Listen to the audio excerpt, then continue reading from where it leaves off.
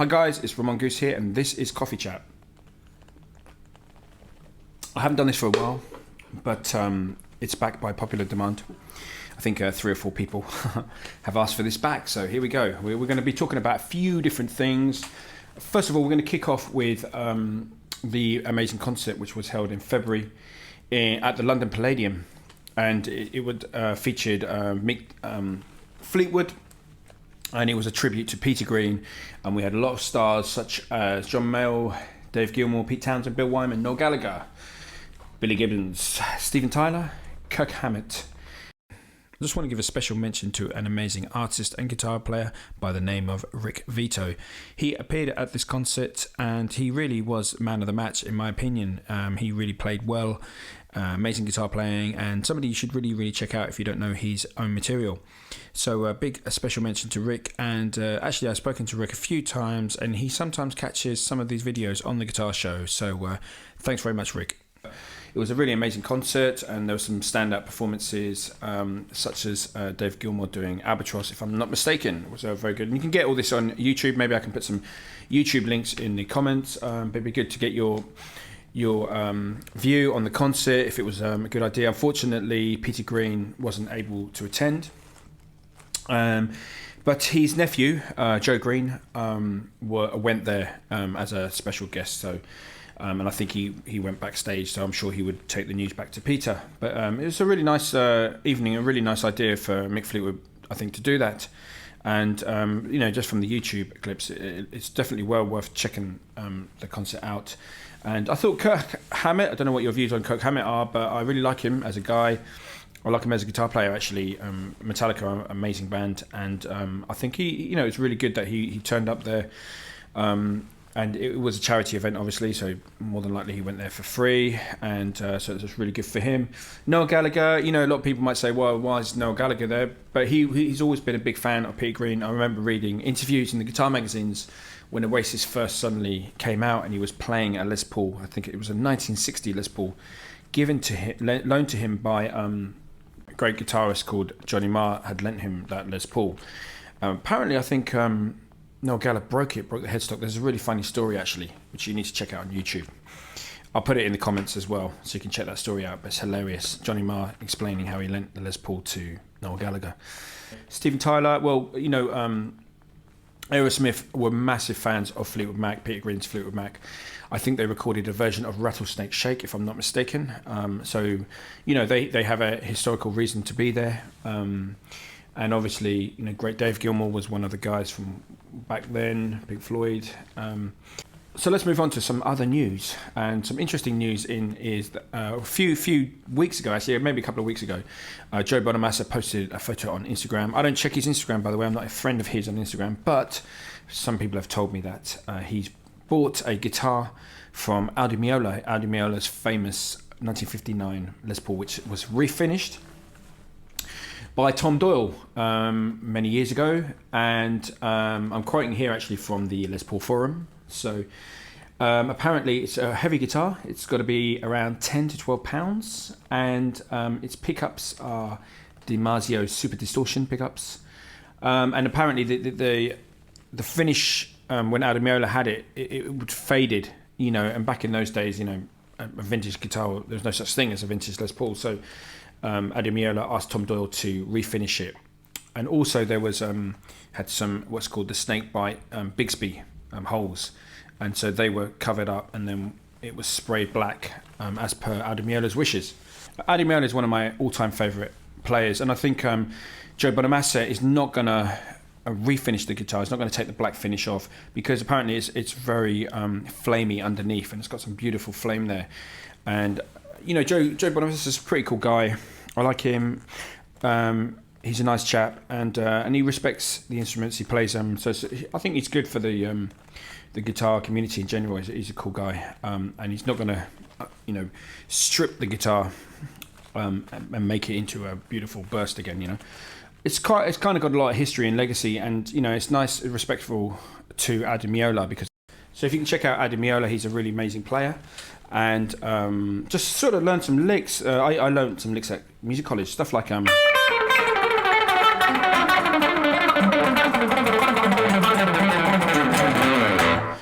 stuff like that. He sort of picks every single note, so it's kind of,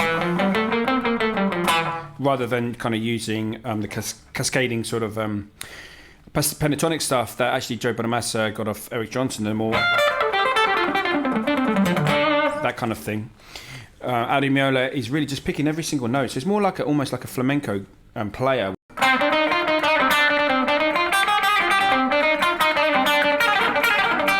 That kind of way of playing, rather than the economy picking, which guys like Frank Gambale pioneered, and both, there's a lot of jazz players use the economy picking, so it's kind of transcended into jazz playing, and so you can't really choose one over the other. It's just whatever one you prefer to use, or maybe both, a bit of both of them. But nonetheless, check out Adi Meola. What a player! I'm a big fan, and we haven't really featured him on the guitar show. We're going to feature him some more. So the next thing we're going to talk about actually is this strange guitar. What is this? Well, this is it's a guitar made by Chapter Guitars, and the story about it really is that I go to a place in Camden. Camden is in London. It's a really cool part of London with lots of gigs. And sort of outside stalls, and it's a really nice place to visit. If you're from America and you visit London, make a beeline for Camden, because it's got some really cool things happening there. In Camden, there's a guitar shop called the Bass Gallery, and it's frequented by a lot of famous bass players. Guys like Stanley Clarke have been there, and Pino Palladino goes in there a lot. And they make their own basses, which are called Psy basses. So this is kind of probably why this looks a little bit like a Alembic or a Fondera bass, but in a guitar. And basically, a guy called John Chapman built this, and he has his own company called Chapter Guitars, and I'll put some links in the description here. But these are beautiful guitars. This is made, the back of the neck is made from wenge, the front is African ebony, and this is an African wood, which I can't quite remember what the name of it. And so everything is kind of based around African woods, because I kind of wanted to use this to play African music.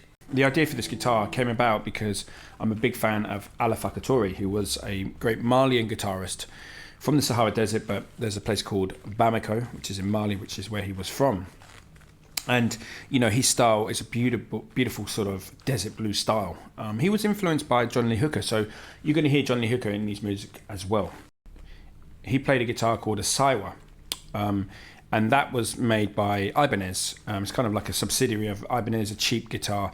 Had a speaker in the middle here and one pickup. So that's kind of why we went for this one pickup. It's a Mojo pickup in here. Mojo pickups in the UK, so put one of their humbuckers in. And yeah, that's basically it. So I'll play you a little African tune.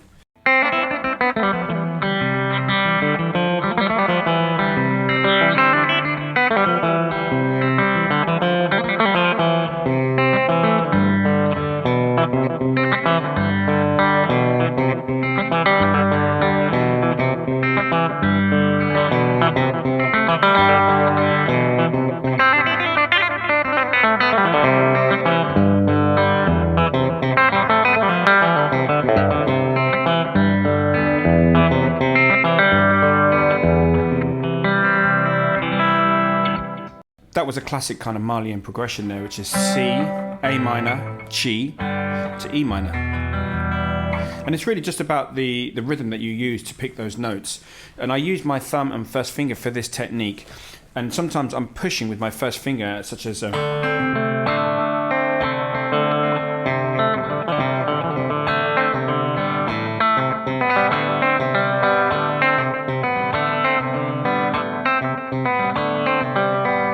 just kind of like a little mini stroke.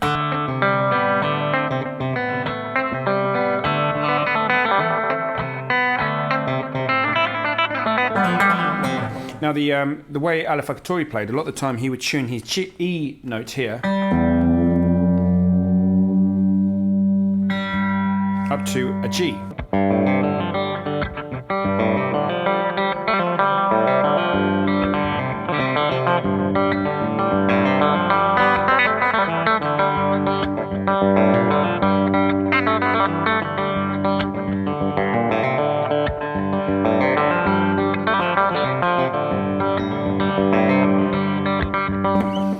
So that's kind of the style of Alpha Katori, and Alpha Katori influenced a lot of modern bands like Tinarian. I always say that wrong, but they're kind of a band from Niger, from deep in the Sahara Desert. And they have, again, very influenced by Alpha Katori's playing. They have this style called the Tuareg style, and they play electric guitars. It's like this.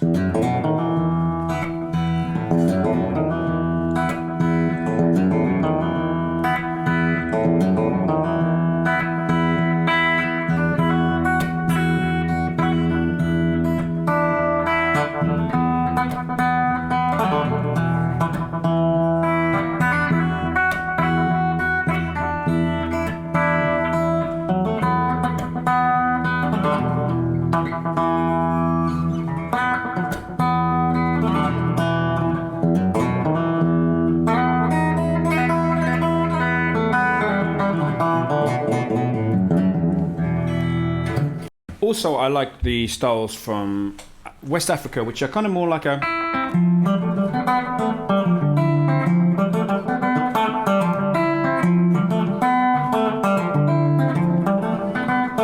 That's kind of like a Ghanaian, Nigerian.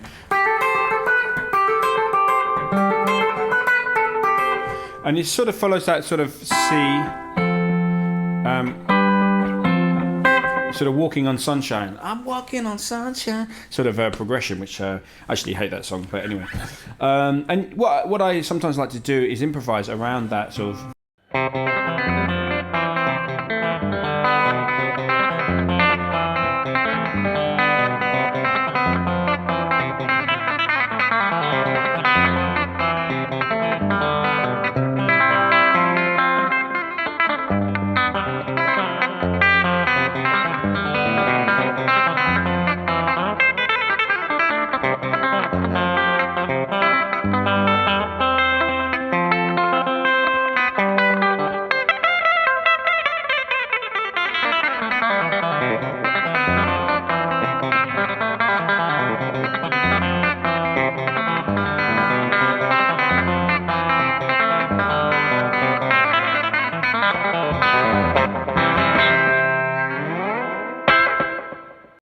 So guys, thanks for checking out this video. Coffee chats are going to be more regular now.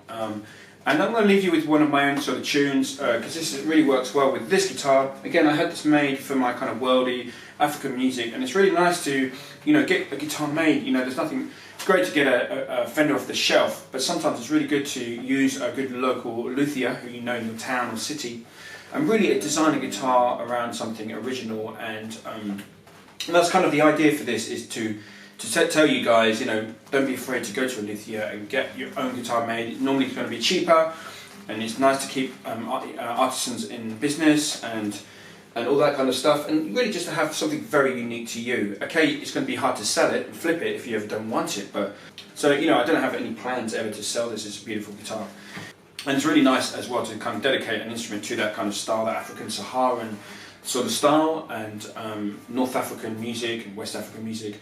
Actually, my better half comes from that sort of area of the world, so it's kind of nice to have something like this as well, for that reason. So yeah, guys, don't be afraid to get something made that's pretty unique. Tell me if you've got anything you know, that you've had made. Let me know in the comments, and we can discuss that. Okay guys, thanks for tuning in. I'm going to leave you now with a little piece that I wrote a while back.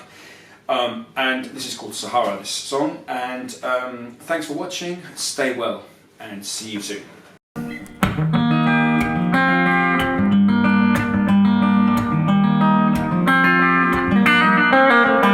Watch the people to and fro, yes, the seasons come and go. Watch the river flow and flow when the rain runs to the sea. From Africa and Sahara, where the rains don't fall anymore. Africa and Sahara, where the rains don't fall anymore. Na na na na na na.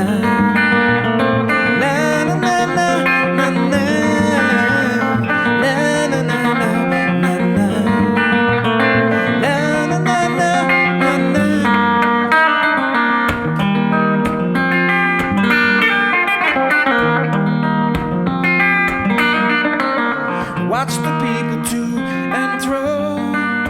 Yes, there is.